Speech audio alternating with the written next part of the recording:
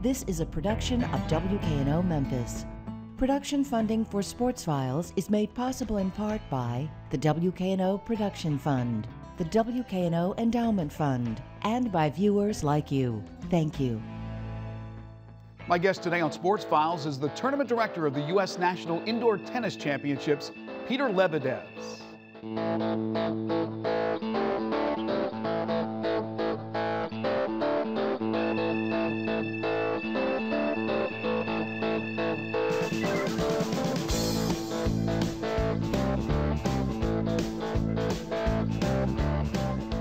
Since our country's bicentennial year of 1976, professional tennis has been played in the city of Memphis. The U.S. National Indoor Tennis Championships will once again be staged this year, beginning this weekend and running through February 24th. The event has produced some of the most notable players in the history of the sport, and the past champions list is a who's who in professional tennis. Borg, McEnroe, Connors, Lendl, Sampras, Agassi, and Roddick are just some of the giants of tennis who have come into Memphis and hoisted the Champions Trophy. In 2002, a WTA event was added, making the Memphis stop one of the rare tournaments outside the majors to host both the men and the women simultaneously. And while this will be the last year for the women, the last decade has produced some memorable champions in the Bluff City, such as Venus Williams, Lindsay Davenport, and Maria Sharapova. The men's tournament will also change next year as the ATP 500 event moves to South America to be replaced by a 250 event.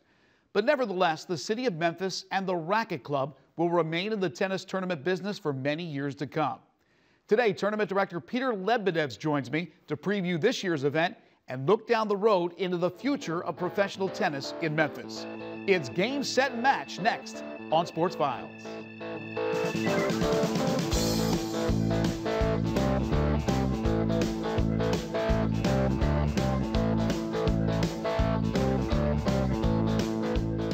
Peter, thanks so much for being with us. Not a problem. It's great to be here. Always good to talk tennis with you. It's not an overnight thing, putting a field together. It's a lot of hard work, many, many months. You're getting down to the nitty-gritty, but you've put together a very nice field once again. Talk a little bit about some of the entries for this year, both for the men and the women. We've had our best field ever in terms of top players in the world. We've had some number ones in our time, but this year we've got 11 guys in the top 30 in the world, which is fantastic. And that's something that they've heard about Memphis, and it took us about 6 months to get everybody to come in here, but they're excited about it. Young Alex Dolgopolov, he's coming in. He's going to be great to watch. We haven't seen him. He's won another 500 tournament in Washington last year. We've got Kei Nishikori coming back, and he was here when he was in the qualifying. Now he's a top 20 player in the world, so fantastic field. And then Marin Cilic, who just won last week in Zagreb. He's already in town, practicing, getting used to the courts, and he's about 13 in the world. So there are some guys here that are going to be really, really good. And on the girls' side, we have Sophia Arvidsson's coming back, our champion from last year. So is Maggie Rybarikova, who was 2 years ago, she won it. And our young American we have is Vicky Duval, who is the current 18 and under champion. And she's one of the girls that you want to look out for. That last year we had Sloane Stephens, and she's now top 20 in the world. And so everybody needs to come see Vicky because she might be that girl again. All right, let's get back to the men. You mentioned some of the names. Of course, Milos Raonic will be back, and he's been fun to watch the last couple of years. You have the Americans, John Isner and Sam Querrey. Tommy Haas is coming back as well. Yeah, Tommy, an amazing story. You know, if you'd asked me to bet on whether he was going to make it back to where he was 12 months ago, because 12 months ago he was not in our qualifying, wasn't good enough. And now he's back as a 22 in the world. He's, you know, fan favorite. They love Tommy. Tommy loves our courts here. He's excited about coming back. So, you know, for him, it's great. John's excited. John had his injury and couldn't play the Australian Open, but I was on the phone to him and his agent, and he said he's ready to go and excited about it. And Sam, 2010 champion, you know, he loves Memphis. You're always making moves all the way up until we start this tournament. James Blake, speaking of fan favorites, he's in for Mardy Fish, so he gets one of the wild cards. Jack Sock got a wild card, and Leighton Hewitt, if I'm correct? Leighton Hewitt got a wild card as well. So you've got former champion in Leighton, former #1 player in the world.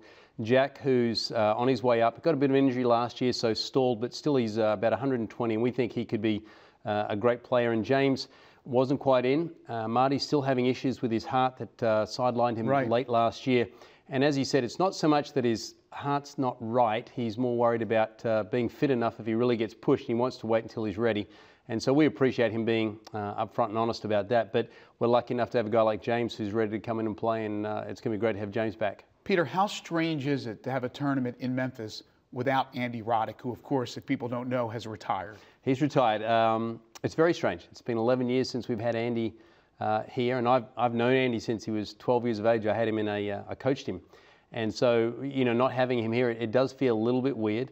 And we'll see. I think, you know, it's time for the new crew of guys to come along, but it definitely feels a little different. You've made some changes that we'll talk about in just a moment. You also have plenty of events within the major event, the tournament, that happen each and every year. You always try to better yourself. Tell us about some of the things that will be happening at this year's tournament.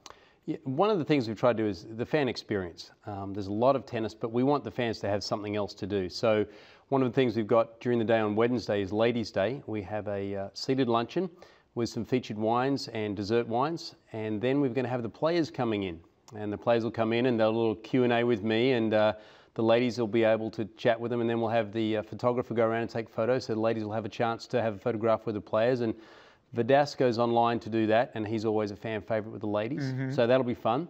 On Thursday night, we've got Bourbon and Barbecue, and what we're doing on that night is we're having a couple of teams that won Memphis in May Barbecue Festival. They're going to come in and do a little tasting down in the village, and we have a whiskey that's going to come in there, a bourbon that's going to be coming in there, and they're going to be able to have a little taste of that. So they're going to get a taste of Memphis. And one of the other things we've got too, really cool, is on Tuesday night, the Bryan Brothers Band, they're going to play a very special little intimate concert in our ballroom for 100 people, 150 people actually, and all the proceeds go to St. Jude. And that's going to be really cool. 150 people sitting in a room listening to the Bryan Brothers Band play. Their drummer plays with the Counting Crows. How about that? Their lead singer was on American Idol, came in 8th. So we have a really special little time for that. And that's going to be unbelievably fun, we think. Now, can people still get a ticket? People can still get a ticket. Tell us how. They've just got to call the ticket office, 765-4401. We still have a few tickets for all three of those events. The Bryan Brothers one is moving really quickly. But the Bourbon and Barbecue is great, and so is Ladies' Day. So those things, we've got those still going. It's going to be fun. Something else to do instead of just tennis all day, every day. Absolutely, I agree. You also, as I mentioned, made some changes to Stadium Court, and the atmosphere is going to be a little bit different for people. When they come in, they're going to be a little surprised. Tell us all about that. Well, we're still close. We're not too far away. We did make the court a little bigger, and that's after last year. The players, it was just getting to where they're so big and fast, they're running out of room. So we expanded the court a little bit, so that made it better for them. We also took out our bleacher seats. Even though it's nice to see the old wood out there, we thought it'd be better for everybody to have a nice chair back. So we have taken the bleachers out, and we've created better seating for that. We've also added a club lounge area. And on our west end, right under the scoreboard, there's an area where you can sit and have a little bit of food served to you while you're in the stands. We'll have to have a few etiquette pamphlets handed out to make sure that everybody knows how they're supposed to act in tennis. It's not crazy. But again, something a little bit different for our fans to experience. And when they go in there, we also have, we're unveiling a champions wall that you'll see when you come into the stadium. You'll see the history of our tournament. But everybody has to go there to see that one. Like I said, you're always looking for things to better the tournament. We are. I mean, our fans are fantastic, but we need to keep making sure that they say a reason to keep coming back year after year. And that's one of those things that we're trying to do, is make sure that when they tell us we want some things, or we want this, or we want that, we say, hey, we're going to do something for you. And we've tried to do that. And I think over the last few years we've done well, whether it be the court, the new video boards. A couple of years ago, West Clinics coming to done Hawkeye, so we have the replay system.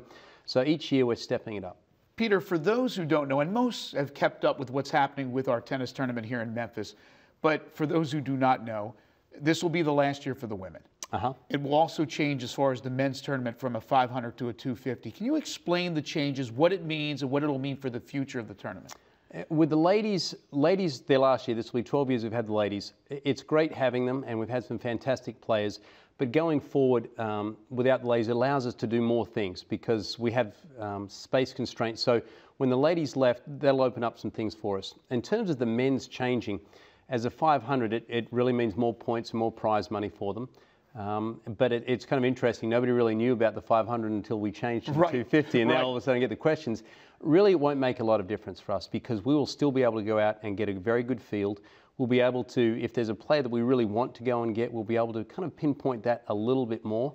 And that gives us more flexibility. And here, I think we like the flexibility to do more things and create more things. So the fans won't see any difference. If anything, I think they'll see an improvement on amenities and other things at the club. So, you know, that goes back to our ownership group, though. When we did sell the sanction, they said, we want to make sure that professional tennis stays in Memphis. They weren't going to sell it and not have tennis. They're committed to our city and making sure that we have professional tennis for years to come. And along those lines, there's not a player that leaves Memphis and is disappointed with the venue, the atmosphere, the experience. So those players, many of them who are playing this year, will come back. Oh, they will. They will. You know, their schedule dictates what they can do.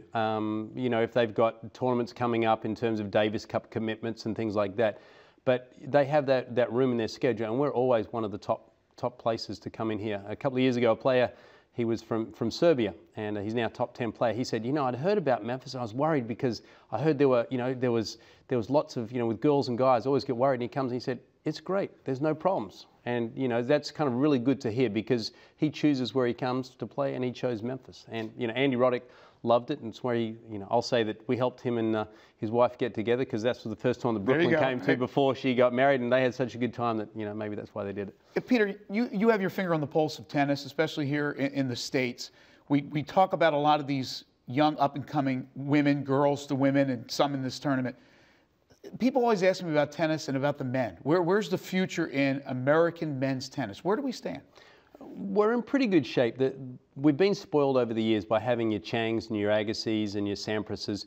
Tennis doesn't have that 17-year-old teenager phenom anymore. All of the guys you're seeing that are in the top 10 in the world, they're all 24, 25. Mm-hmm. So our young guys coming up, Jack Sock, Ryan Harrison, these guys, and even Sam Querrey, you know, they're early 20s. So they're just getting to that physical peak. And that's where the physicality of tennis has changed. So we have some young guys coming up. Ryan Williams from Knoxville, Tennessee, he played at UT. We've given him a wild card into the qualifying. He's going to be one of those guys that looking for him. But again, if you look at him versus a Djokovic, they're just physically not quite the same. Hitting the ball, it's kind of closer. So I think American tennis is still in good shape. We're going to have a little bit of a wait to see, but we've got the talent here. The other part is, in the US, we have these other games called football, basketball, and baseball, which Really? take some of our top athletes. And John Isner is a classic case. John Isner could have been a great basketball player, no doubt about it. He chose tennis. We just need a few more of those guys to choose tennis over some of those other sports. And the USTA is doing a great job of promoting some new initiatives in the younger ages to make tennis more accessible and more fun. And I think you're going to see probably 5 or 6 years, you're going to start seeing more of those top Americans coming through. But we still have a good crew. It's just we're used to having number ones all the time. And we just got, you know, I think tennis right now with the guys they've got there, Federer and Djokovic and Nadal, I don't know if you've ever had 3 guys that have been that good at any sport almost. Crazy, it's impressive. Tennis being now a power game for the most part, as opposed to years ago when I was a kid, the finesse game. Is it because of the equipment or the players getting bigger and stronger, or a combination? It's a little bit of a combination, but it's more than just the players are more physical. You know, the average size is about 6'4" and 185, right. And 15 years ago it was 5'10", 155. That's just a better athlete. The strings are the part of the equipment that have made the biggest difference. Everybody tends to think it's the racket and that, but it's really the strings. They have this new kind of poly string. I'm not good enough to take advantage of it, but when those guys swing that hard, it keeps the ball in and they can create angles. So it's mostly the players and then a little bit of the equipment, and you put that together and, you know, you're just seeing better tennis. They're unbelievable, these guys now. Peter, real quick, once again, give the phone number for everybody to call to get tickets. It's 765-4401, or they can go online at memphistennis.com. We like to end our interviews with something we call 5 for the road. So I'll give you five questions. Quick, first thing that comes to your mind here. What is your favorite sports team? It doesn't have to be in this country either. Maybe some soccer team. Well, like. I'll actually say the West Coast Eagles, which is an Australian rules football team. Okay, you went Australian. Yep. Either is he going to go soccer or Australian rules football? How about your favorite athlete of all time? Favorite athlete of all time? I'd have to probably say it's Federer. I mean, a tennis guy, you know, somebody you admire like that, it's hard to go past him. Who was it when you were growing up in tennis? When you were growing up, who did you want to emulate? Oh, it was probably Borg. Was the, you know, when you see Borg play that match, Borg and McEnroe, we'd go down the courts after. In Australia, we'd all watch Wimbledon for hours till 3 in the morning, and everybody had a headband and hitting two-handed backhand. So it was Borg when I was growing up. Fire and ice, absolutely. Right. How about your favorite musician or group? What music do you like to listen to? You're kicking back and not trying to get some player to come here to Memphis. You know, actually, I kind of like Pearl Jam a little bit, which is a little different, but I quite like them. When I'm on the bike, I like that. What's not to like about Pearl Jam? I know. Favorite movie of all time? Favorite movie of all time? Don't say that movie Wimbledon. It was horrible. No. That was actually on the other night. The favorite movie of all time? I'm not sure. It was actually it was a James Bond movie.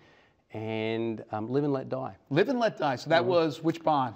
That was Roger Moore. Roger Moore. Roger Moore. Right after Connery. Right. The soundtrack is what I remember so much as a kid. It was just unbelievable. Paul McCartney. Right. And Wings. And Wings. There you go. Okay, we'll wrap it up with your favorite TV show. What do you like to watch? Favorite TV show would have to be Modern Family. You know, it's funny and there's always a little point at the end of it. Well, there's nothing funny about the hard work you guys have put into putting this tournament together each and every year. It's going to be a fantastic, more than a week now. It starts this weekend, so It's going to go about 9 days. And Peter, always a pleasure. Thanks you so much. Very appreciate it. We'll see you next week at the Racquet Club of Memphis. Absolutely. We'll take a break, come back with overtime right after this.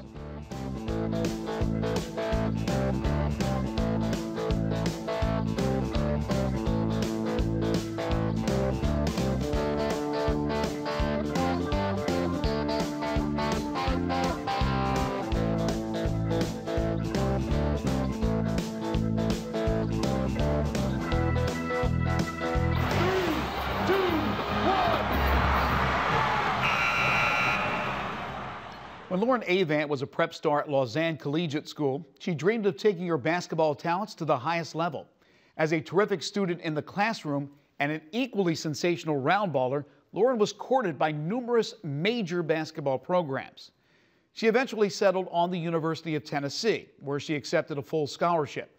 In a perfect world, Lauren would be starring for the Lady Vols, playing for Hall of Famer Pat Summitt. But life doesn't always present an easy road to travel. We know of Pat Summitt's battle with early onset Alzheimer's that has forced her to retire. Lauren Avant also had her pitfalls at UT in the form of injuries and illness. In fact, Lauren felt it best to transfer back home to Memphis. Someone with a chance to touch the brass ring might have had a harder time dealing with the situation, but not Lauren. She is now the star of a Rhodes College women's basketball team that sports one of the nation's best records at 20-2. Individually, she is one of the nation's top scorers. And while Division III basketball is worlds away from what she once had at Tennessee, she couldn't be any happier. Well, Lauren, how much fun is this? This team is playing so well. You're the second leading scorer in Division III in the entire nation. You got a big smile on your face. What's it like out there? It's just great being able to play and go out there and have fun with my teammates every single weekend. How about the fact that you guys are so successful, playing so well? It's just great because we put on a lot of work this season. We had a really intense preseason this year, and we amped it up, and I think that it's showing. We're getting the results that we wanted. Last year, your first year at Rhodes after transferring from Tennessee, you had the Achilles injury. You only played in 14 games, although you made your mark. You were third team, then SCAC, and now, of course, you've changed leagues. But this year, it's not like you're injury-free. You're playing with an injury to your foot. Tell everybody about that. I think right before the season, I ended up getting a stress fracture, and I just kept playing on it, practicing on it, and it ended up being like some kind of weird break where it's like broken in a couple pieces, and I'm playing every game with a carbon fiber insole, so I can't actually bend my left foot at all while I'm playing. So let me get this straight. You have a broken foot of some sort, but it's okay with the doctors that you can play, and you're playing obviously at a high level. How's that happening? They said if I can tolerate the pain, then I can play. How painful is it for you? I have a high pain tolerance, so it's okay. I'm able to manage and get by. What is it like for you here with these young ladies that play at Rhodes? You are a former Tennessee player, obviously highly sought after a great career here in Memphis. You decide to go to Tennessee, then you decide to transfer. Open arms, they welcomed you. Yes, sir, definitely. I was welcomed by everyone, the faculty, administration, everyone just welcomed me and really embraced me, and they helped me deal with my first year with all of my injuries and, tearing the Achilles. They just helped me as far as school and just made the adjustment as far as playing basketball again really easy. What was it like from the fact that you're on planes with Pat Summitt and now I'm sure on the bus with Coach Dean and Rhodes. A little bit of a culture shock. It's definitely a culture shock at first, but I've come to love it, and I think that just the closeness has kind of built this new form of camaraderie that I'd never seen before.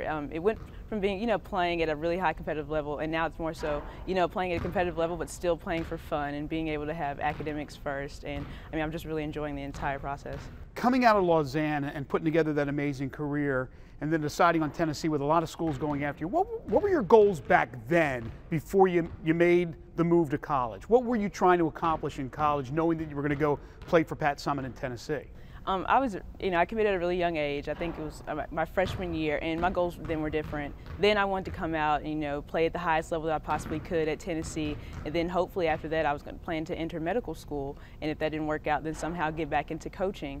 And, since then I pretty much had the same plans, but I've just, kind of adjusted them because over the years I accumulated so many injuries that now I just really want to put my body first. Was it the injuries and the illnesses that you had in your 1 year at Tennessee that told you, look, I want to come back home, I want to go and play somewhere else, I want to go to Rhodes, or were there other factors that played into your big decision? It was definitely just the injuries, and I'd compiled a lot, and a couple concussions before I even went to Tennessee. Wow. So I just decided that I really need to put my body first. I love Tennessee, and I'll always be their biggest fan, biggest supporter. But I just had to do what was best for my body at the time. You just play with reckless abandon? Is that what it is? Pretty much. That's what I've come to realize. I find myself on the floor a lot, and it's just become a trend over the course of my career. So give me the what went down with Coach Dean and Rhodes, and here you are, this former star prep player in Memphis who signed with Tennessee, full ride, and now you and Coach talk about coming here to play at Rhodes. How did that work out? During the time that I decided I wanted to leave, I knew I wanted to go to a program where I can really, put my body first, and it wouldn't be, as stressful on my body, every day, day in and day out. So I knew I wanted to come down to a lower competitive level, either D2 or D3. And it just so happened that my best friend, Cheryl Bell, who's also an All-American here last year, attended Rhodes, and she kind of had a lot of influence in my decision, and partly I just wanted to come home, and I knew that Tennessee, well, Memphis specifically had, great medical programs here, and I knew that Rhodes has like a really high entrance rate into medical school, so I knew that this had everything that I was looking for. Academics first, basketball now second. Yes, sir. Or it may have been a little bit different years prior to that. Definitely. Coach Dean, what type of coach is he? He's great. He's a player's coach. He's like the kind of father that you want. He's definitely been a father figure for me since I've been here, and he's just definitely helped me integrate into the Rhodes culture.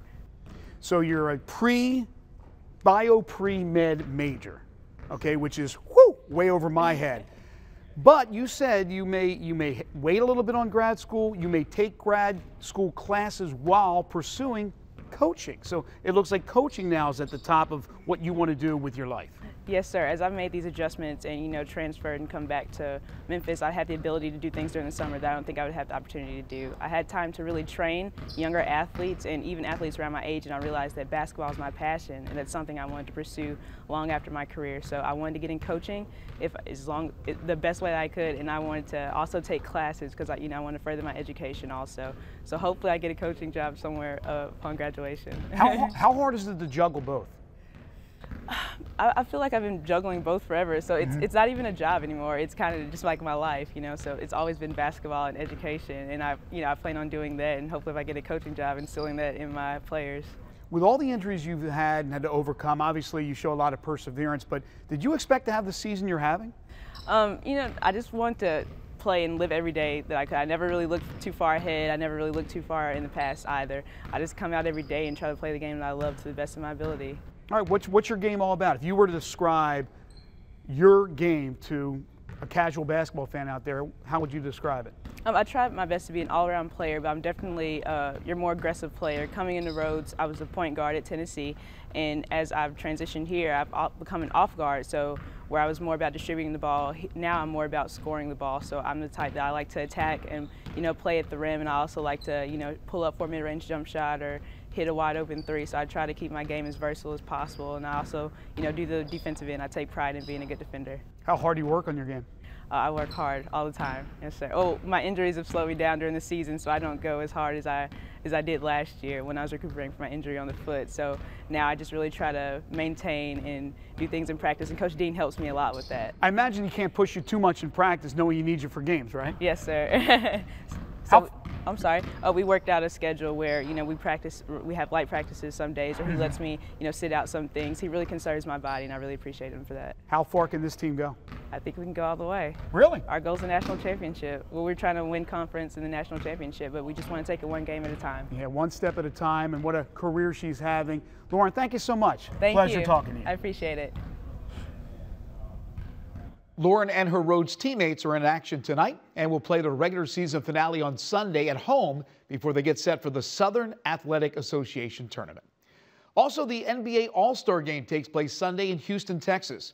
And we want to send out a good luck and congratulations to Grizzlies forward Zach Randolph, who is making his second appearance in the midseason classic.